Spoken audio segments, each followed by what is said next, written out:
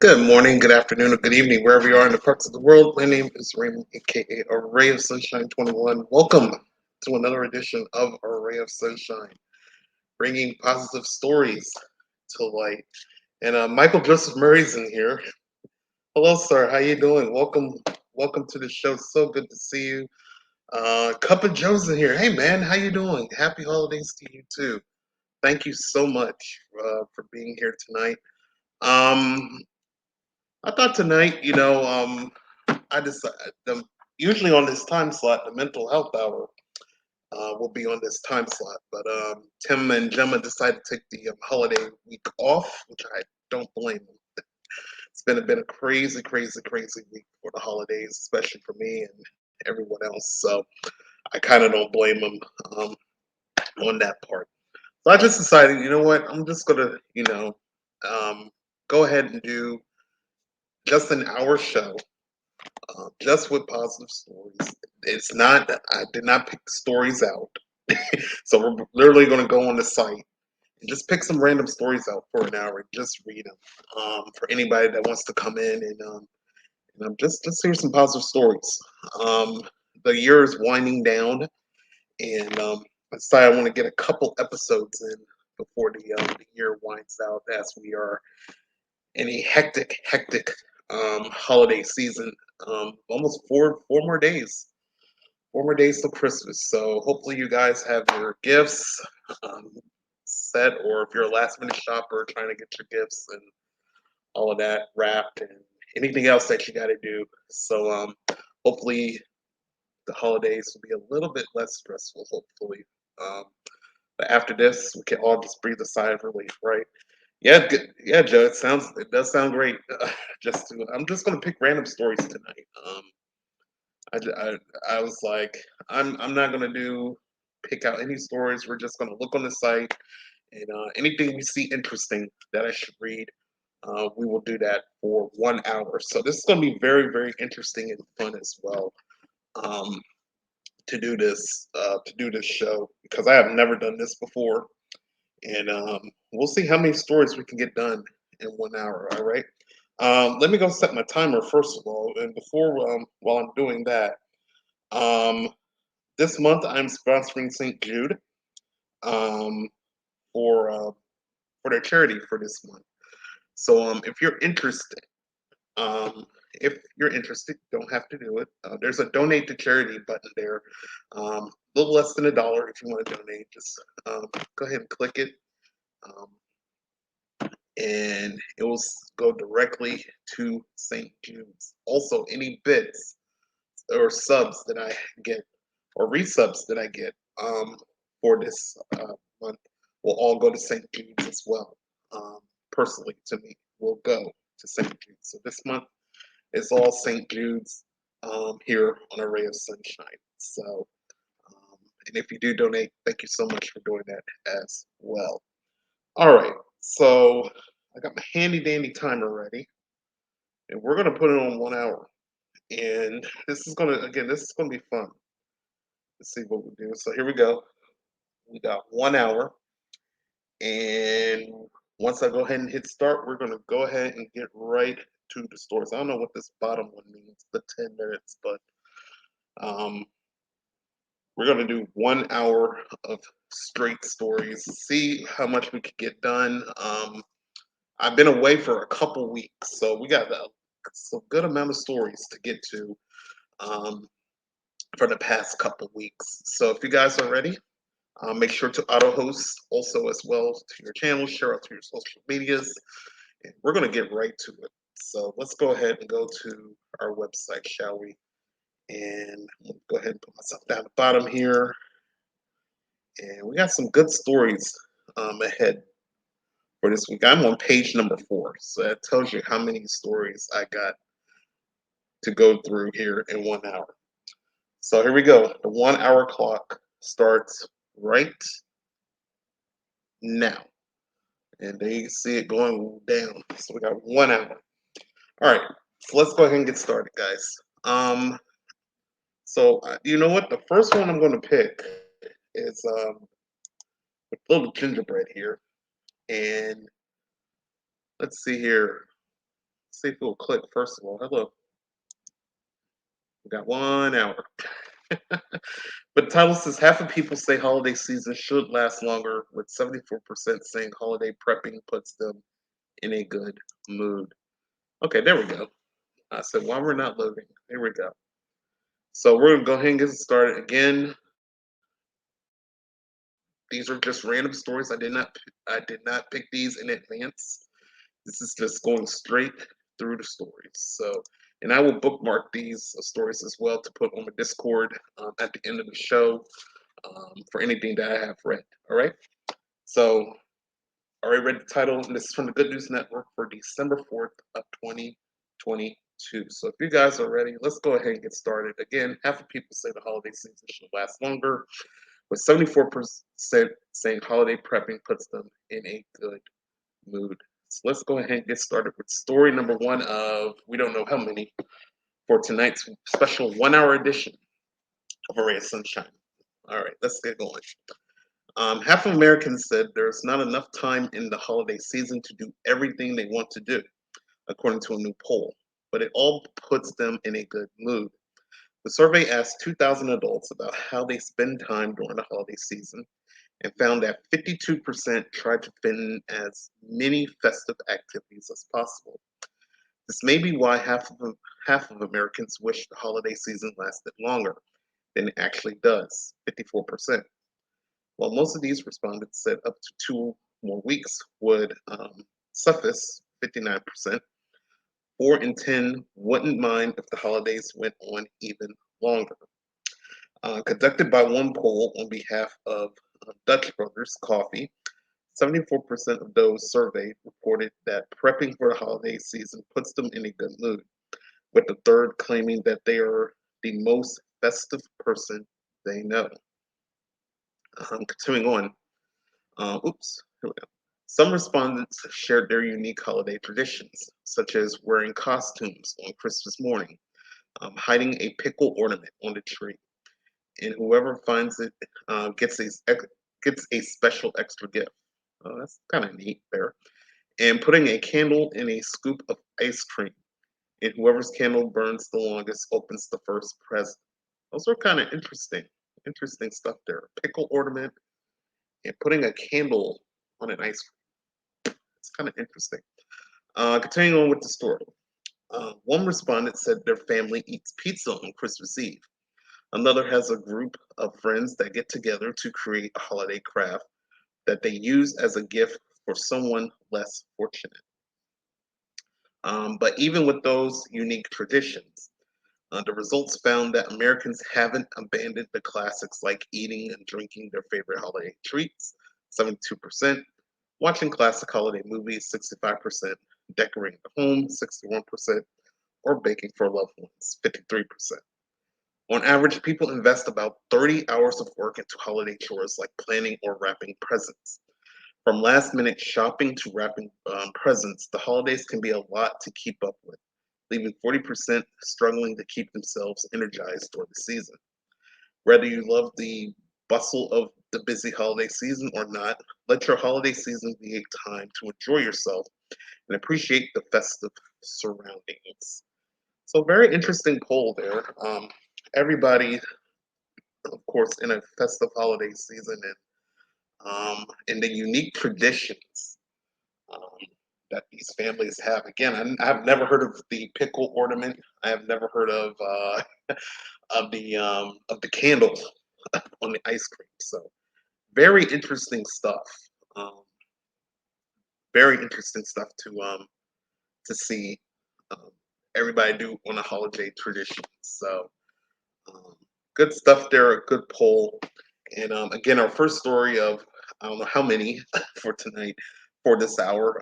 Half the people say holiday season should last longer, with 74% saying holiday prepping puts them in a good mood. And again, this is from the Good News Network for December 4th of 2022. All right, we're going to go back to the beginning and let's see what else we can find here during our hour here. Again, if you're just joining, welcome to A Ray of Sunshine. This is an hour of sunshine. I am just picking random stories for this 1 hour. No stories have been picked by me. This is all just going through the titles and see what's interesting that will pop out to us. Stories that have happened the past couple weeks while I was away. So let's see here. Let's do this one. Um, this one I got highlighted here. The title says he's earned a. Oh, we'll go ahead and click on it right away. Um, so this is a very interesting story here. Um, He's earned a CNN Hero Award for transforming lives on city streets where he once sold drugs. This is from Andy Corbley of the Good News Network for December 5th of 2022. So if you guys are ready, we're going to go ahead and look at this. So someone turned their life around, and um, now I think giving back or helping out the youth a bit on the city streets there. So let's go ahead and take a look at this story here. All right, here we go. And let me go hydrate real quick. Not sponsored by Mountain Dew, but I'll put Mountain Dew on there anyway. All right, here we go, guys. If you walked into Tariq's Community Center on Taney Street in South Philadelphia, you see a kind man devoting his working hours every day to supporting the children of his neighborhood. What you wouldn't see is the long, hard, and tragic road Tariq Glasgow took to arrive there. Through a life of drug dealing, crime, prison, and accumulating 11 gunshot wounds. Quote, when you run a block like you are the face, you're the one who that community of people know. You set rules and boundaries, Glasgow, now 39, told CNN. It's a dangerous life, but it's a normal life. Um, I got tired of community following me in a negative direction, and I wanted them to follow me in a positive direction, he said. The kids really gave me a purpose. Today, Glasgow is up for a CNN Hero Award.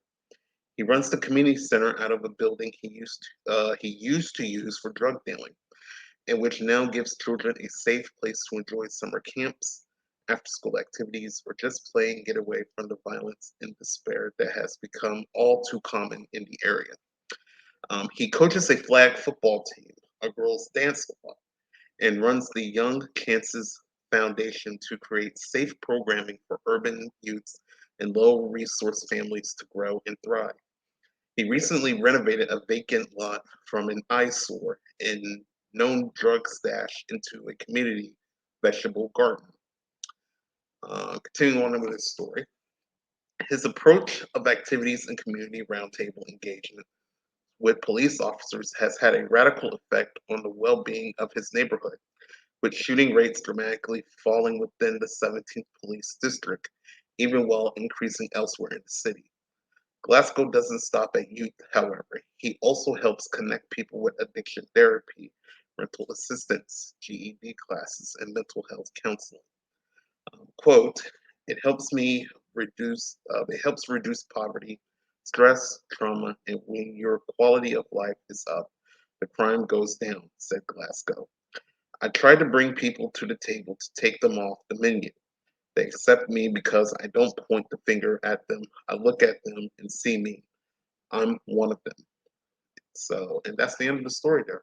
So, amazing, amazing story by Mr. Glasgow here. Again, lived the life of the streets, selling drugs, um, other things, and decided he wanted to turn his life around and help the youth, give them something to do, like after school programs or summer camp or anything else for the youth, and also helping his community with rent, GED, um, uh, anything to help the community thrive and be better.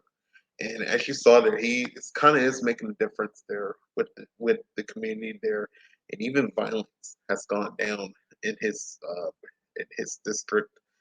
And that's an amazing, amazing, amazing person there. It takes one person or maybe multiple people to help strengthen the community. So kudos to Mr. Glasgow there. So our second story for tonight, he's earned a CNN Hero Award for transforming lives on city streets where he once sold drugs.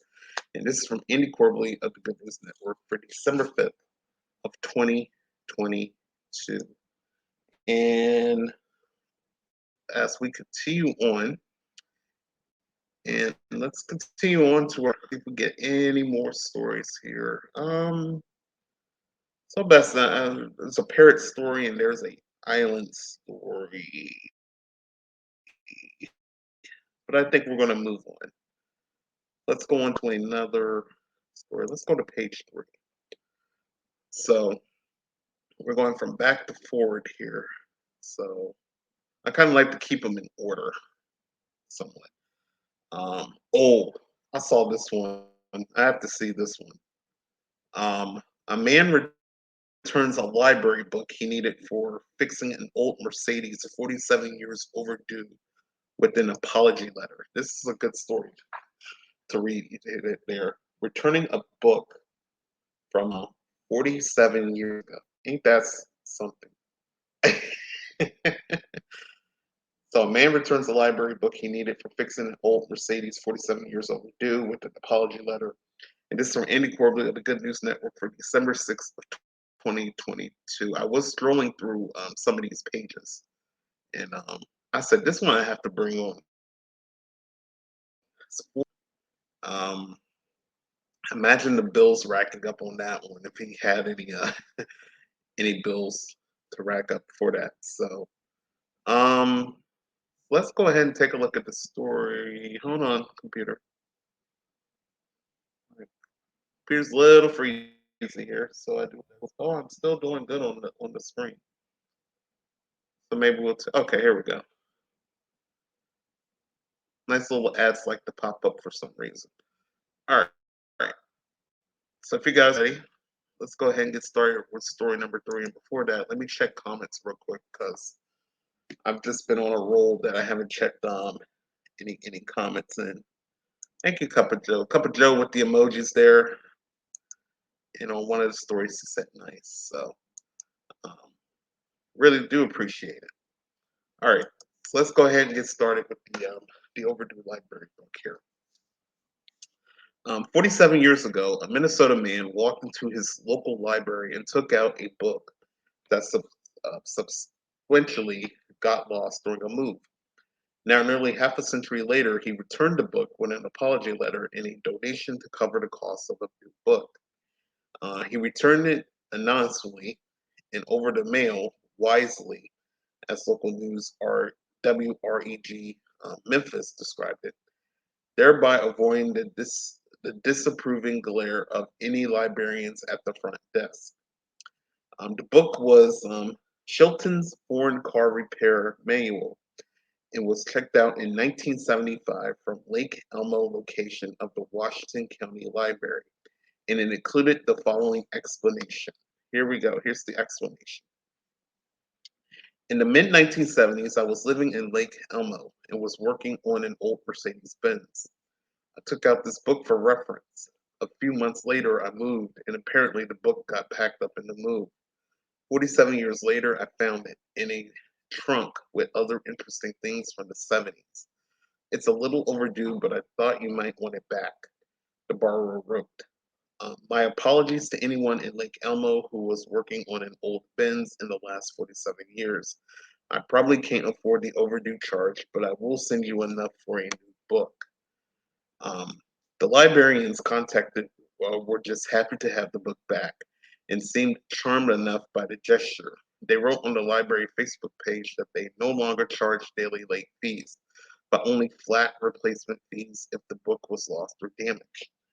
They intend to use the money to buy a more updated version, as the pages of the returned book were yellow as grain mustard, and the pictures still in black and white.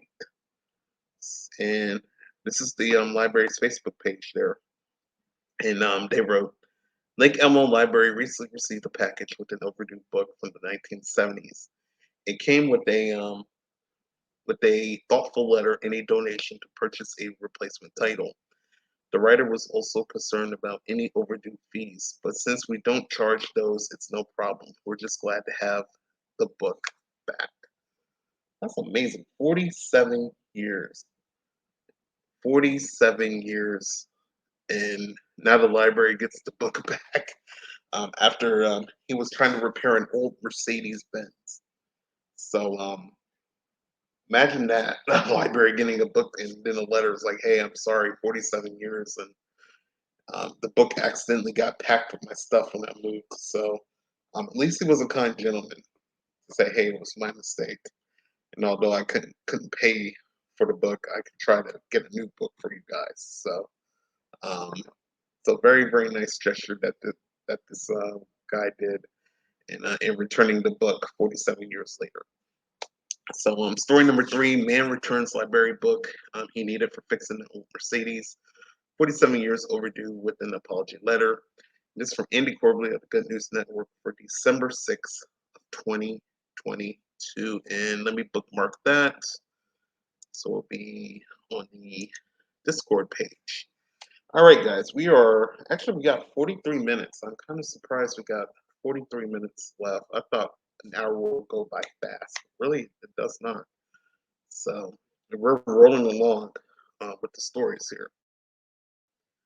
So let's see what else we can check out here. Stories. I'm gonna check comments by the way before I move on. No, I do not want a promotion. Frank's in here though. Hey Frank, how you doing? Well, if it ain't Ray, right? And it was you. It was not me. I don't live in Ohio. And yes, I am. I'm rolling along and not missing comments. I do see comments. I do see comments. I do it after I read. And then we got some guy with a promo here, so we're not going to show that one here.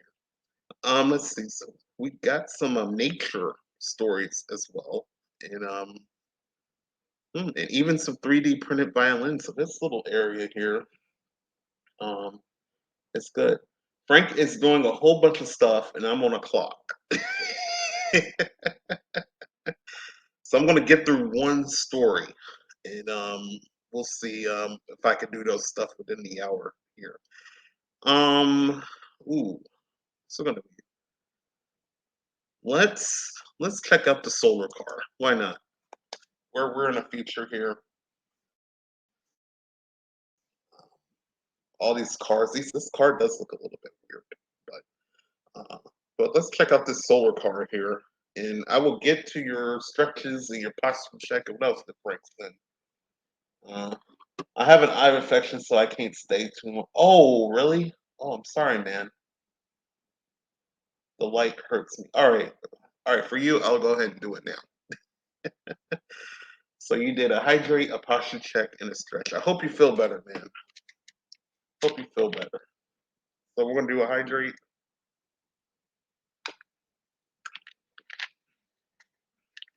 Drink a Mountain Dew so I can't gulp a whole bunch.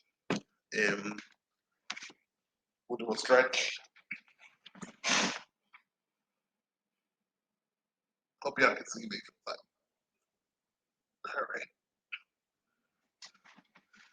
And then the posture check. All right.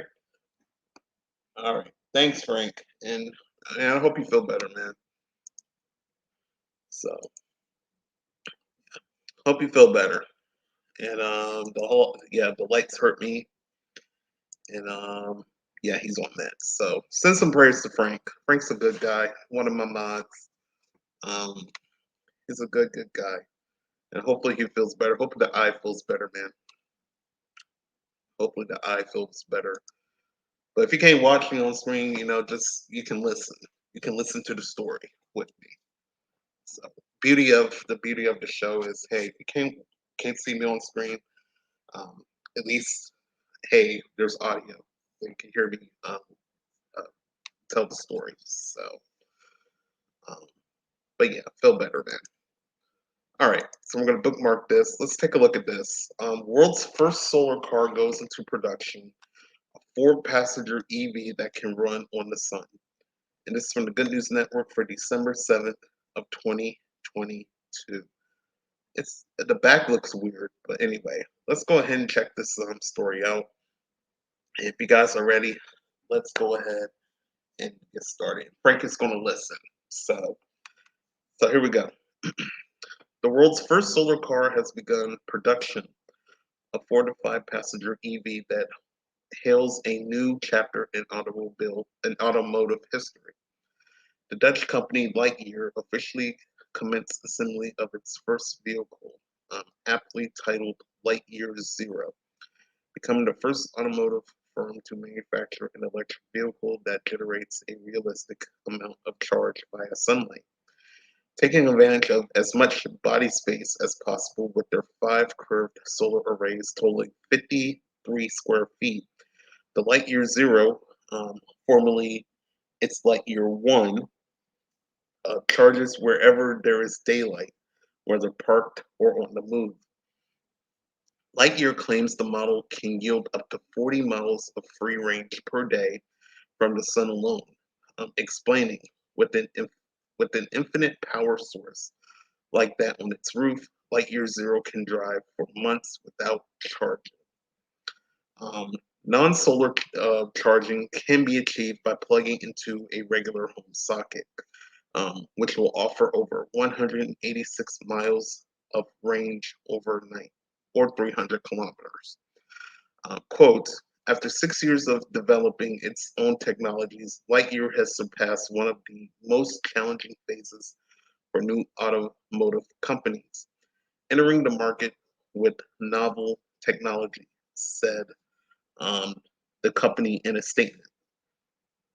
So there's the Lightyear here, there, at least the back of it.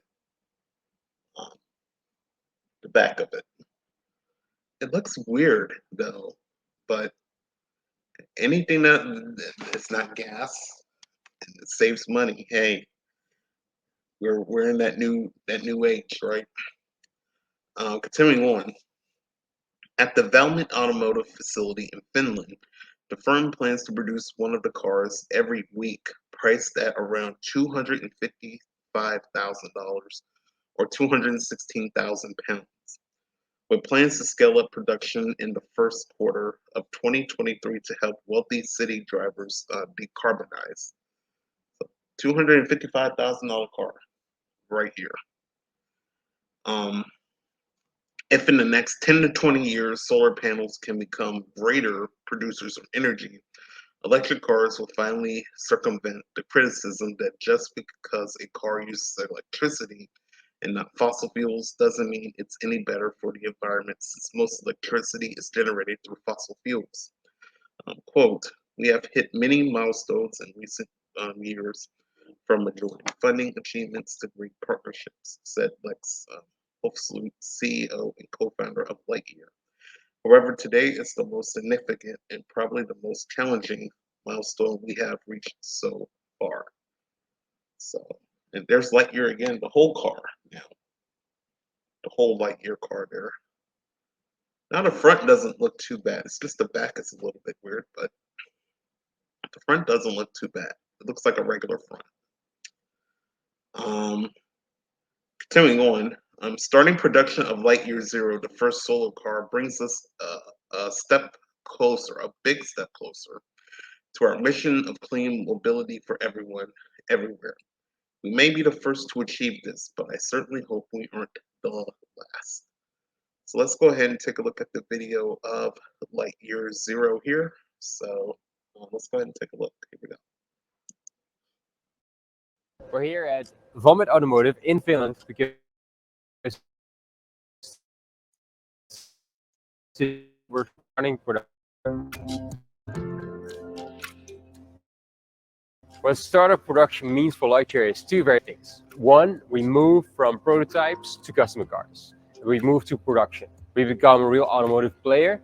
The second one is that the concept itself of solar cars are being introduced for the first time to the market. So there's actual solar cars being driven by customers after we start production. So the goal is clean mobility for everyone, everywhere. In 2040, we expect there's going to be about 2 billion cars on the road, and there shouldn't be a single one left with a combustion engine. So our mission is to commit to making sure that all of those cars will be clean and use renewable energy. The moment the first car rolls off the production line, we start making an impact. Change always starts with one car, and that'll be the great gateway to the millions. So for us, this moment is an historical one because it's the start of something much bigger.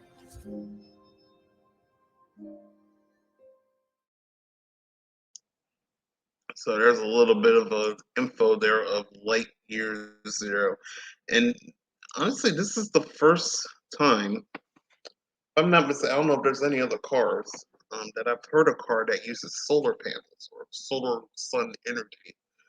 Um, instead of electricity. Though I think that in the story it did say that the car can use electricity if you want to plug it in, and you can gain more miles from it. But um, I think this is the first time ever I've heard of a car that uses solar sun energy. So and actually it says world's first solar car. So, but it's kind of unique now how we progress from the electric vehicle to now advancing to solar cars. So um, keep moving up to cleaner energy and finding ways to help the environment as well. So, and again, if you want one, it's a $255,000. So, if you're interested in the Lightyear Zero. So, world's first solar car goes into production, a four-passenger EV that can run on the sun. And this is from the Good News Network for December 7th of 2022. And I already bookmarked that. So I think we're going to go to the next story to the left of it as well. We're going to go to the 3D violin that the page will go through. So yeah, we're going to take a look at this one. Um, I'm very fascinated with 3D stuff. We've gone through many times of 3D printed homes. If you have not checked that out, make sure to check. I don't know if any past episodes with that is still on Twitch, but check out my Discord. And Frank did put up my Discord um, earlier, and check out the stories with the 3D printed homes. They look amazing, amazing. Could be a future of 3D printed homes soon around here in the U.S., probably around the world as well. But now we're going to look at 3D printed violins. So a 3D printed violins could deliver music into many more classrooms with cheap price point. And we're going to bookmark this story as well. And this is from Andy Corbley of the Good News Network for December 7th of 2022. So if you guys are ready, I'm going to try to get the story done. And maybe we might get one more before an ad break hits. And if an ad break does hit, I'm going to try to pause for a minute. So anybody that's not subscribed can come back and we'll join the show in its entirety. All right. So let's go ahead and get started with I think this is our fifth story. So we are rolling along, guys, with these stories for an hour. Let's go ahead and get started. The Acoustical Society, hopefully I said that right, of America is 3D printing violins to make the instrument more affordable for hundreds more children and adults who want to learn to play. Learning how to play music with a poorly built instrument can lead to poor technique, but quality violins are thousands of dollars. The Society's AVIVA Young Artist Program is using a specially engineered plastic polymer substance that replicates the tonal qualities of a traditionally built violin. The neck and fingerboard are also printed in plastic to ensure a comfortable grip for musicians. Quote, "There's nothing quite like the sound of a well-made violin," said program director Mary Elizabeth Brown. "Building such a quality string instrument takes time, perfect materials, and a lot of skill, and the best ones can cost millions of dollars. Even mediocre violins can cost thousands, which puts them out of reach for most beginners in music classrooms." Um, AVIVA has helped kids of all ages pursue music, particularly with violins, and has described the sound as darker and more mellow than a normal violin. Quote, "Our goals were to explore the new sound world created by using new materials, to leverage the new technology being used in other disciplines, and to make music education sustainable and accessible through the printing of more durable instruments," said Brown. Um, Continuing on, violins aren't the first instrument to be 3D printed. Interesting engineering details that guitars and saxophones have also been printed. Wow, a 3D saxophone. Wow.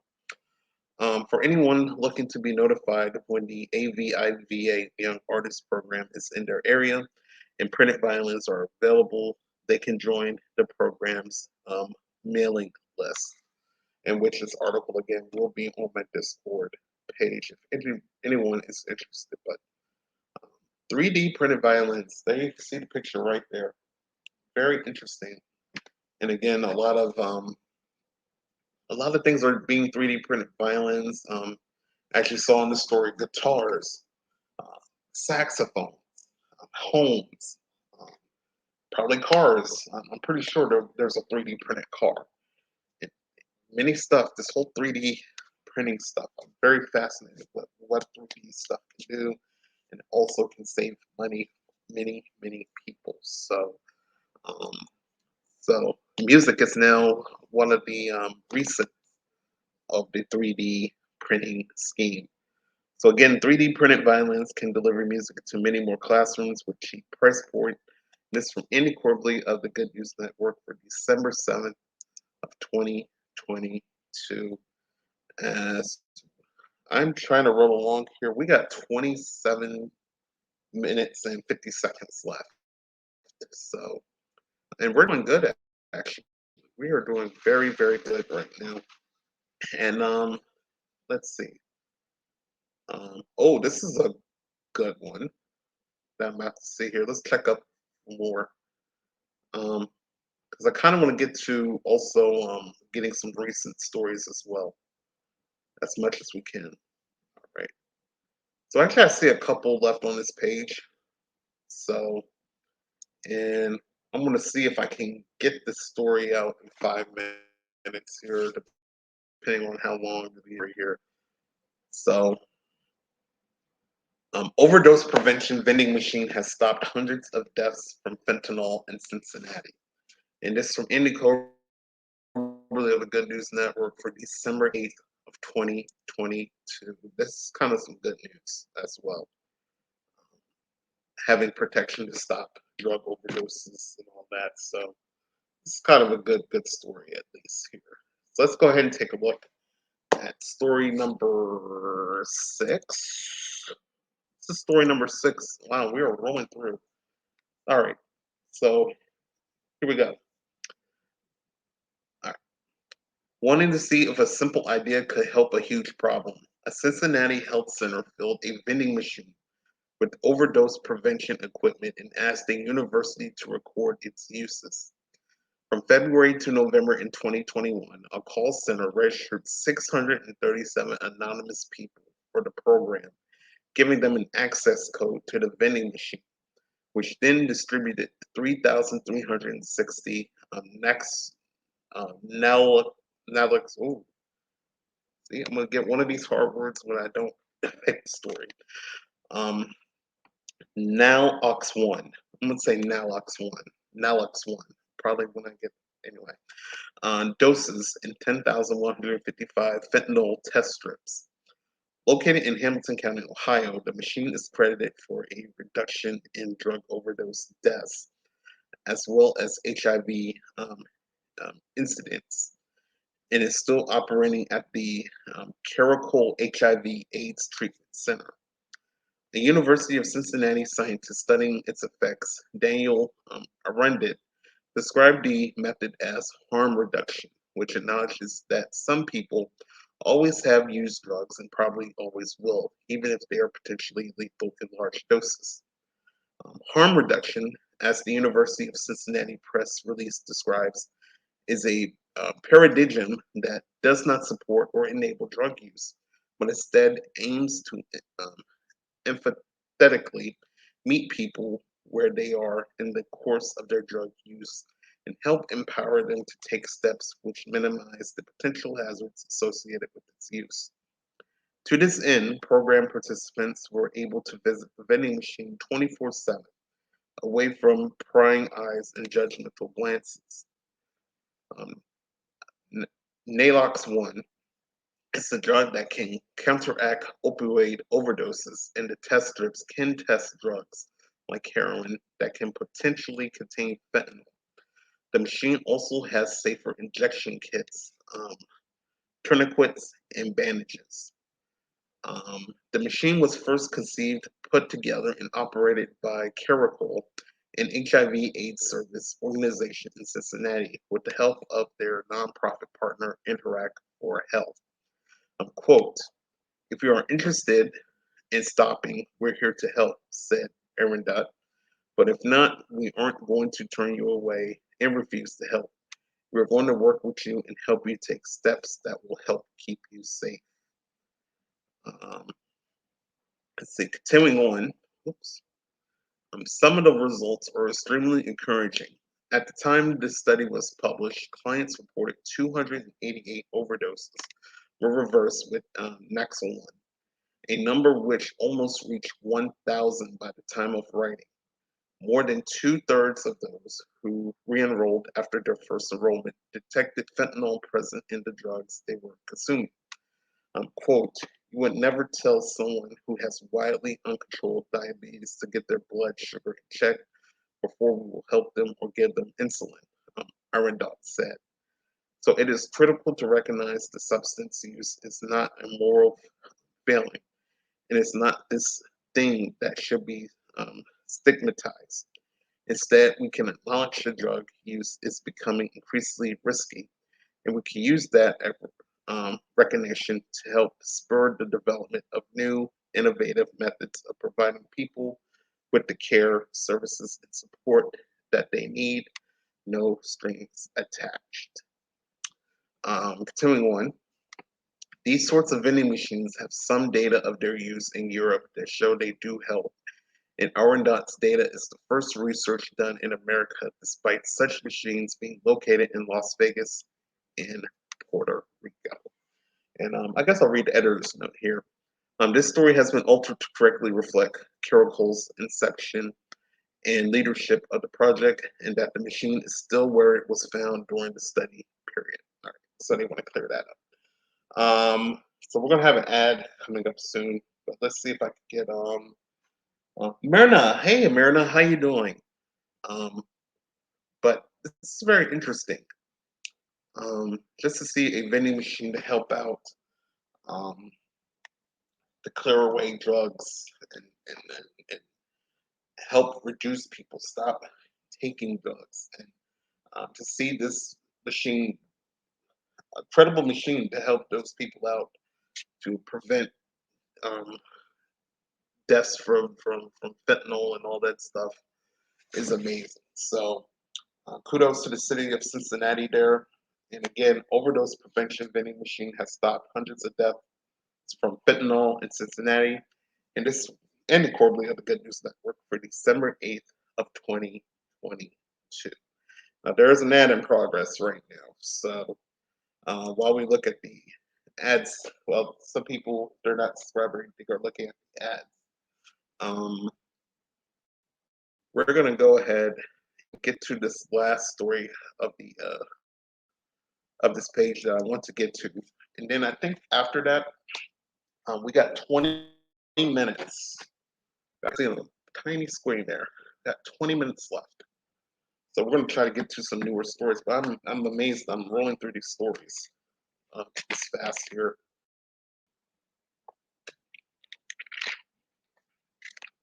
So after the ad ends, we're gonna go ahead and look at comments real quick before I start this. Um, but so good. I'm so glad to see you guys in here. Thank you so much for tuning in to a special Ray of Sunshine, a 1 hour edition of A Ray of Sunshine. Usually I would do stories and videos for about a 2 hour length, but I said um, it's the holidays. I've been working.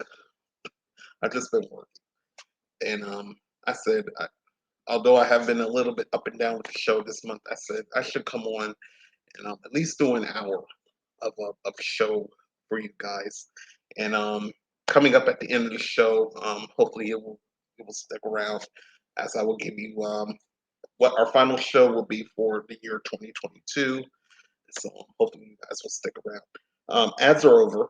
And Myrna, first of all, hello. So good to see you in here, and thank you so much for following. And I know Myrna from the Randy's broadcast. So good to see you in here, and thank you so much for the follow. Really do appreciate you, and so much. Um, so with that, and I think we're caught up on comments. Let's go ahead on to story number 7 of this 1 hour marathon here. And strangers joined together to rent 15 passenger vans after flight was canceled, and they take a 10-hour road trip instead. And this is from Andy Corbley of the Good News Network for December 9th of 2022. So if you guys are ready, let's go ahead and get started with this interesting story. The flight gets canceled, and they decide to take a 10-hour road trip. So we'll see how this goes. A 10-hour road trip. Imagine that. All right, here we go. A determined mother's positive thinking got her daughter home when her flight was canceled by helping to organize other stranded passengers to pitch in for a rental car. Um, Elena's story was set for a 7 p.m. flight from Orlando to Knoxville, when, like so many others this year, it was delayed, then canceled. Elena's mother, Renee, tried to book them on another flight, but Frontier Airlines was unable to give them assurances that they will be able to fly out that night. While at the help desk, Renee met Carlos, a police officer who doesn't argue it was also heading to Knoxville for a 10 a.m. appointment with his daughter the next morning at a university. The two agreed that they could rent a van to drive there. Quote, I was off to one side because I didn't want to be involved. My mom just turned to me and said, we're heading downstairs to get a van. Come on, people, said Elena. Like 15 people followed her. I was just wondering what was happening. What was happening was that Carlos and Renee had suggested the idea to several passengers, and they were able to gather a group of 13. Among the rest of the group were Johan and Adolf from Mexico, Michelle, who was headed to a farming convention in Knoxville as a keynote speaker, and Q, who was simply trying to get home. Hope it's not Q from Star Trek. You know, he can snap his finger and go anywhere. Anyway, a little bit of sci-fi.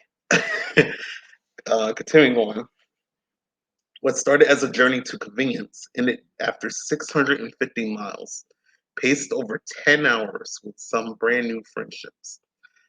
Quote, we made our 10 a.m. appointment all because of the community that came together, said Carlos in a video he posted to his TikTok.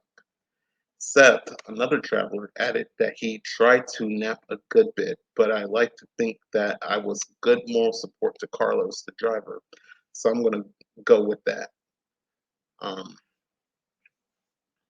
It was not a quiet ride, Elena said. No one was getting any sleep on that drive. I think I slept around 20 minutes. I really couldn't have picked a better group of people to make the trip with. Elena made friends with Q, who lives in Knoxville, and the two are planning on going out for karaoke soon. Carlos' wife Lauren and Elena's mother Renee have also kept in touch. Quote, the whole experience really confirmed my faith in humanity for a little bit.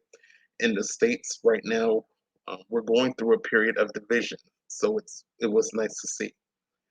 In the end, all the passengers managed to keep their appointments. Carlos' daughter made it to the university appointment, and Michelle was able to deliver her speech as the keynote speaker. And here's the story, I guess, of the travels, or the, how everything came together here. So let's go ahead and take a look at that. Well, I'm at the airport and our shit gets canceled. So me and a bunch of strangers decide to ride back 8 hours to Tennessee. So meet the gang. My name is Lexi, and I'm possibly gonna miss my finals, but it's fine. I'm Robin, and I'm here for my son's custody battle. My name's Q, and we're stuck. My name is, and I got stuck here and with some friends. Hi, I'm Adolf. I'm from Mexico, from Cancun. I came to here, Orlando, Florida? What is it? Florida? To Knoxville, Tennessee, but the frontliner canceled our flight, so we rent a van, we all together, and go on the trip. Hi, I'm Johan. I'm from Mexico, and they canceled our flight here in Orlando, so we are going on a bus. Hi, I'm Amy. I'm from Cozumel, Mexico, and I'm up here trying to get my friend that's moving to Mexico. And Frontier screwed us over, canceled our flight. We're trying to get back, so we're going to do cars, trucks, planes, and automobiles. We're going to get ourselves where we got to go tonight. Hey, So you see Laura, Carlos, Michaela. They cancel our flight, but I don't argue. So we're just renting We're a trying van to visit and the hit it out there. University of Tennessee. Go Vols! Woo! I'm the Farm Babe from Florida, and I'm the keynote speaker in Knoxville on Tuesday. So we're going to go, and I'm going to make my speech. I'm Renee. I came for a good time. Hi, my name's Kelly Young, and we are having a road trip to Knoxville for 10 hours. Can't wait. Big shout out to Hertz for helping us out. Go Hertz! All right, we're 3 hours into our impromptu road trip. We are now in Georgia. And so I'm going to let everybody give their updates. I'm tired, but yeah. So I'm number one. I'm the driver. I am not tired. I'm ready to go. Another 5 hours. I'm number 2. I don't know what that means, but that means I get to sit in the passenger seat. Okay with that. I'm number 5. Number 3 and 4 don't want to talk. We don't know what's going on. Ya llegamos a Georgia y tenemos casi 7 horas todavía en camino. The wife of the driver. Wait. Okay. And number what number? 7 and 8. 6. She's still waiting to get to UT. I'm really tired. I kind of wish I was in my bed, but UT. They told me we're stopping at the liquor store. I just like snacks. They're definitely Russian spies. I'm the one that dies first. Y'all know I'm dying first. So all right, let's tell everybody where It's 8:30 in the morning, and we just made it to Knoxville. So let's wrap this story up, okay? This is my mom, Renee, my godmother, and those are the only 2 people that I knew. Hey guys, I'm number one, Carlos, the driver. All right, the driver.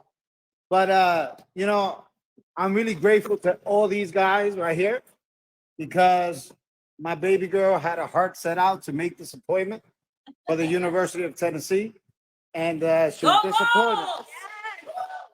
But we made our 10 a.m. appointment, all because of a community that got together. And to the university, this is the level of commitment that you're going to get from my family.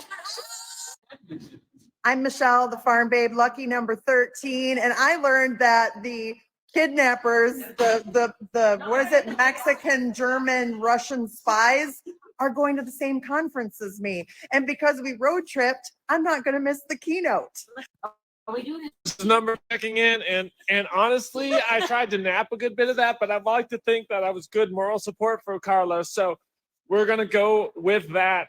We made it to Knoxville. We're here, and I might not even be late for work. So. Hey guys, I'm number 5, and thanks to all these amazing people that were on this road trip, I'm here right now with my good friend. We're going to go to the closing of her house. We're going to be on time, and then we're heading because she's moving to Mexico, and we are doing that tonight. So I got another 24 to 30 hours of drive time in front of me, and I got to go. Bye. Hi, this is Michaela and my mother, Laura, the driver, my fiance. And I'm so excited that I'm still able to make my college tour. And I'm just so excited. So, yeah, me too. Love you guys. This is awesome. Thank you to everybody.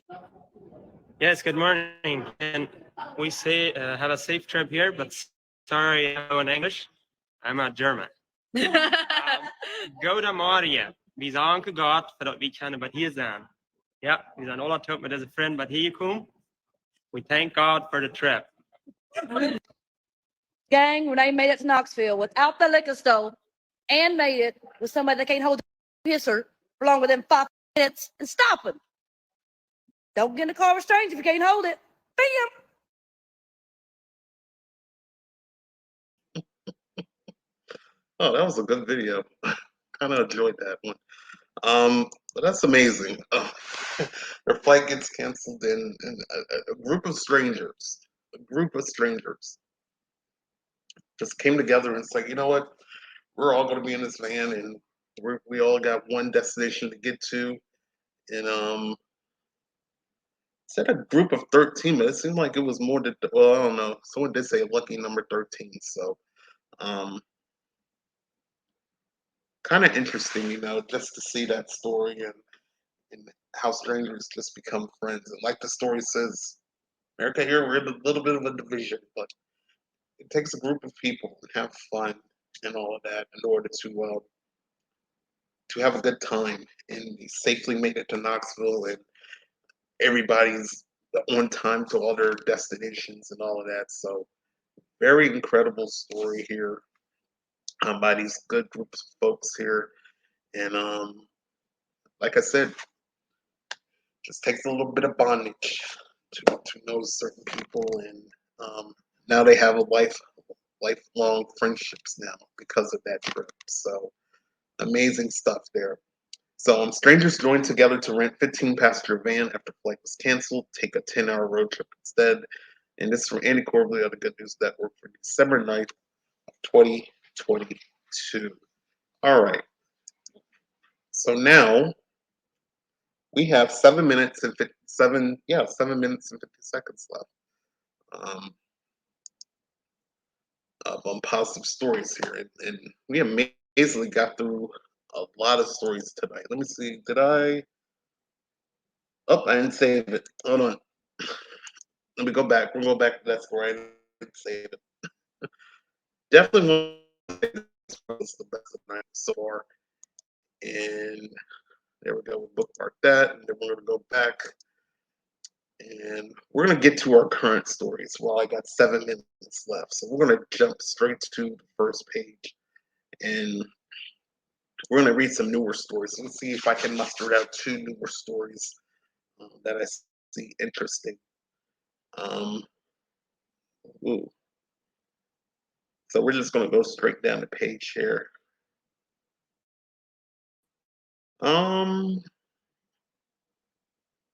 Oh, the World Cup. We can read that real quick here. The big World Cup event, and Frank is still in here. Hopefully, he'll be listening to this. Congrats to Argentina and Mr. Messi there for winning the World Cup for Argentina and beating the reigning champions, France, for the championship there. So, from Messi to Morocco, 5 good news stories from a memorable World Cup.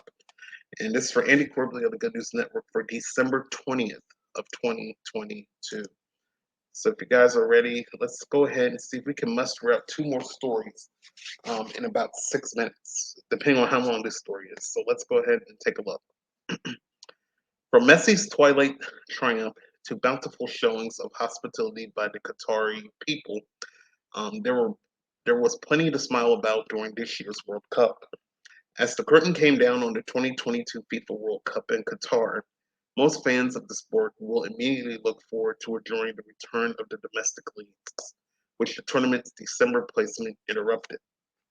But this World Cup brought a ton of positivity to a sporting event that had been scrutinized for years leading up to kickoff. It's difficult to say it was somehow uniquely positive, since in sport there must always be a loser. But it's hard to ignore that.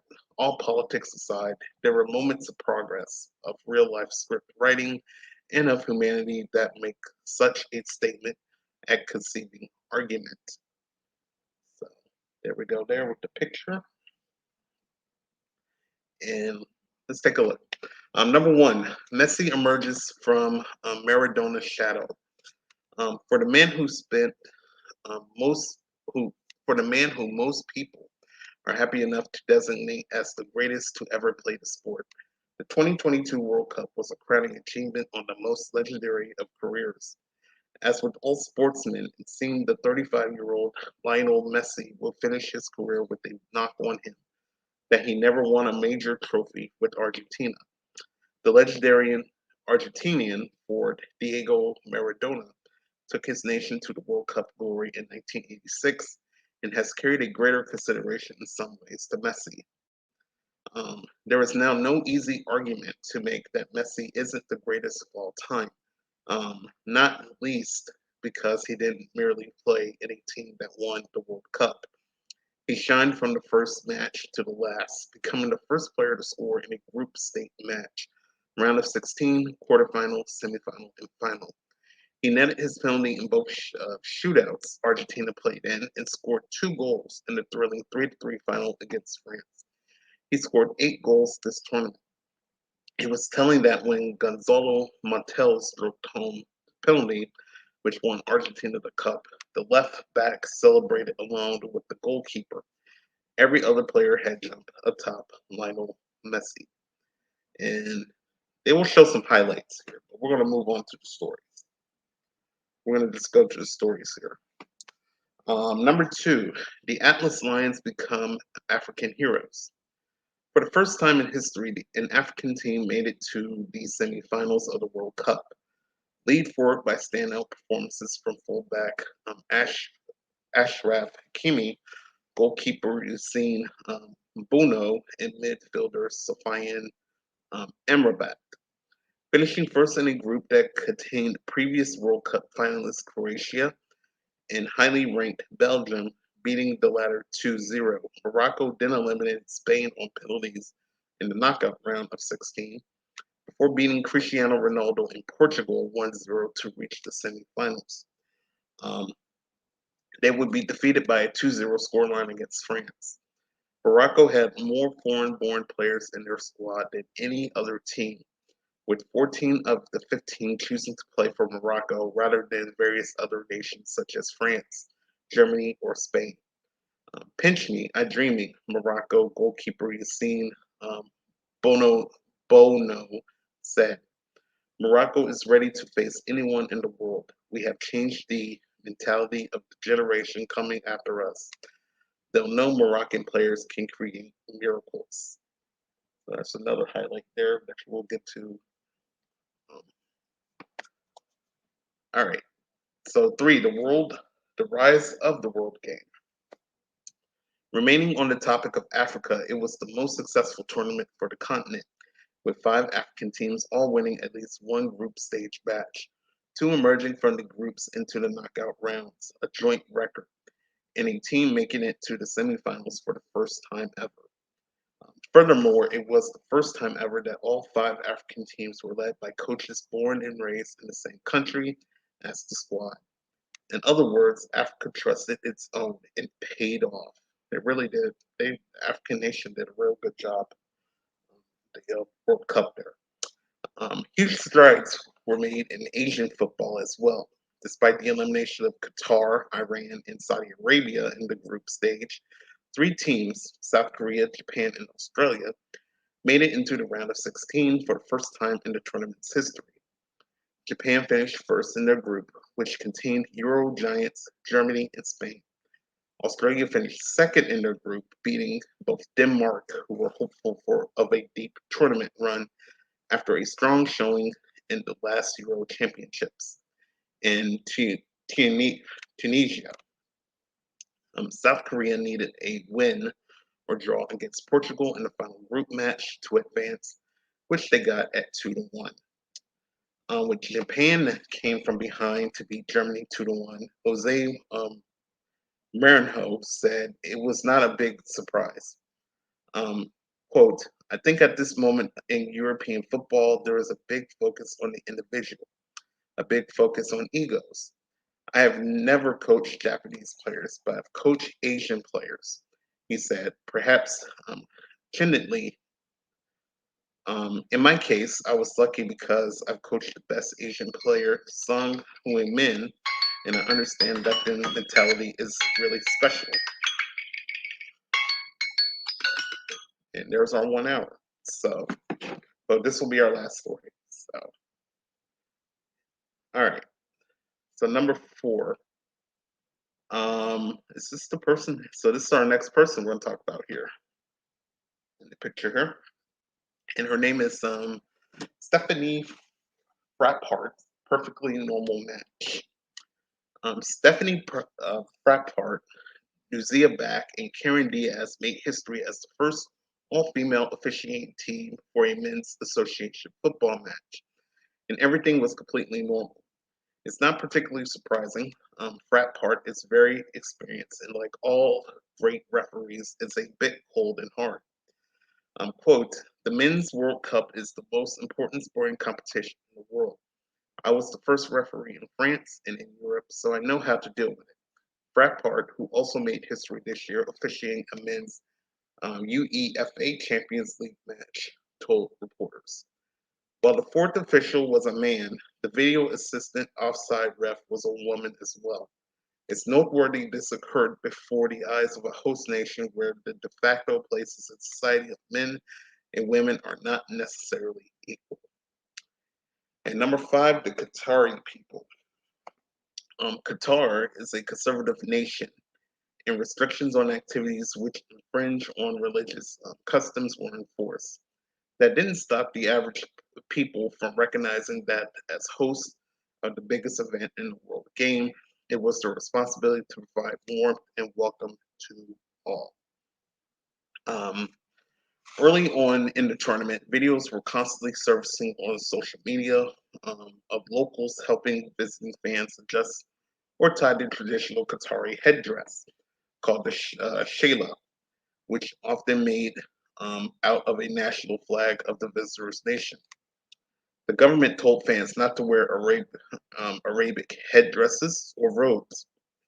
But just before the opening match of the tournament, Qatar versus Ecuador, a video surfaced of a Qatari police officer helping none other than an Ecuadorian fan tie a headdress made of the Ecuadorian flag. Get a drink here real quick as I check shit out.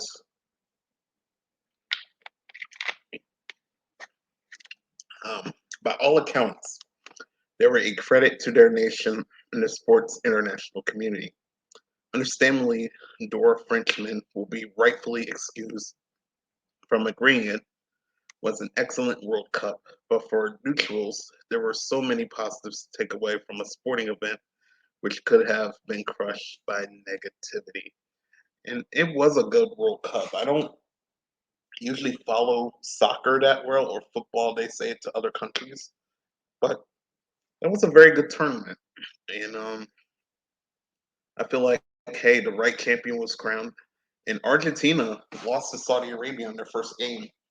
And the Saudis were celebrating that. Like, they picked Argentina to probably win it and be the number 1 team. Saudi just beat them.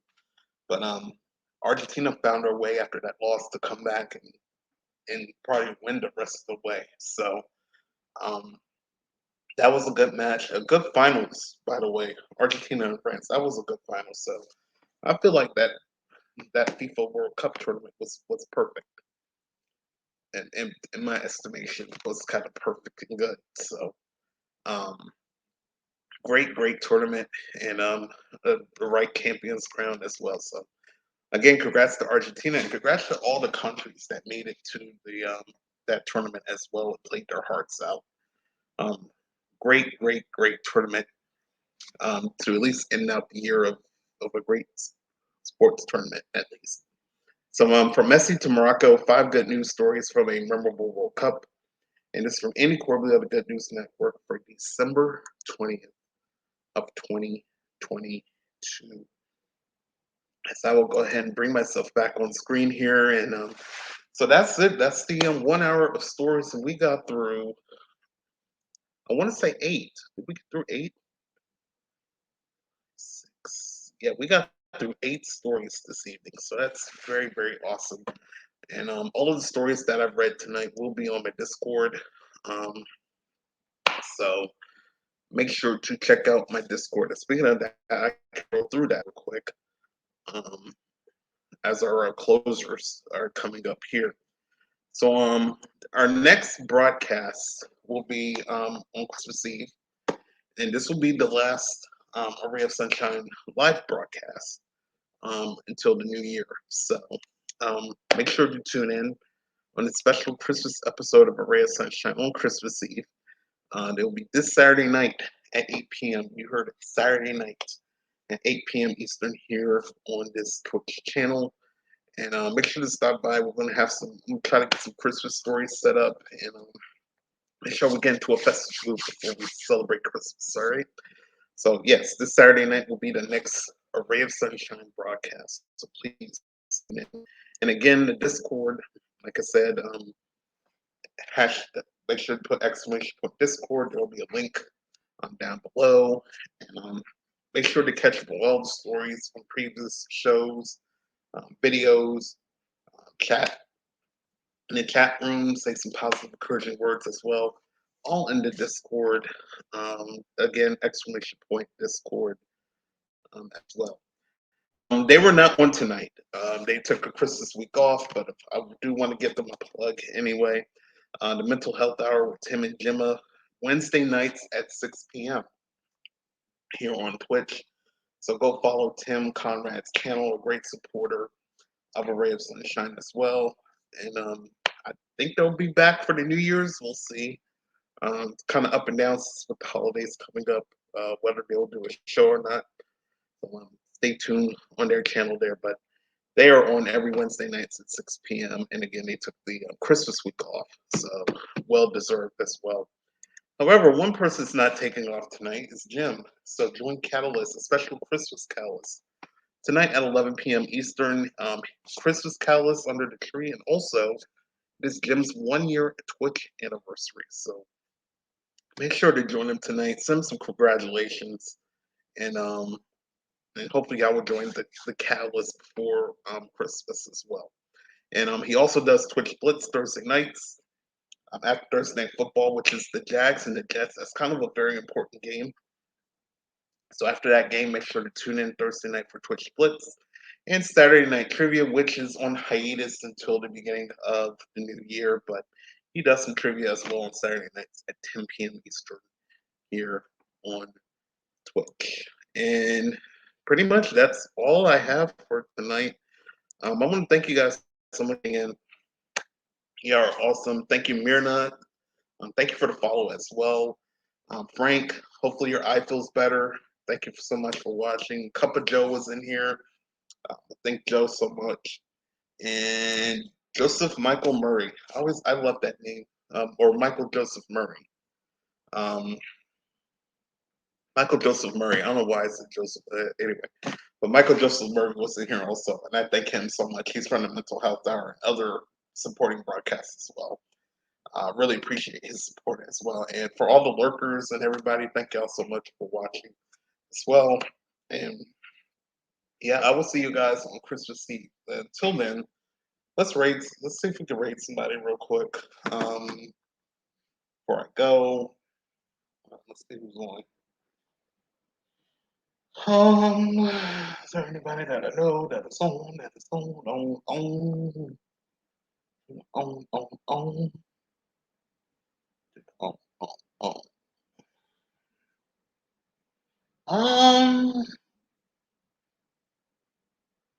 I've rated Faf Guy. We'll rate Faf Guy. I'll say hello to Faf Guy. How about that?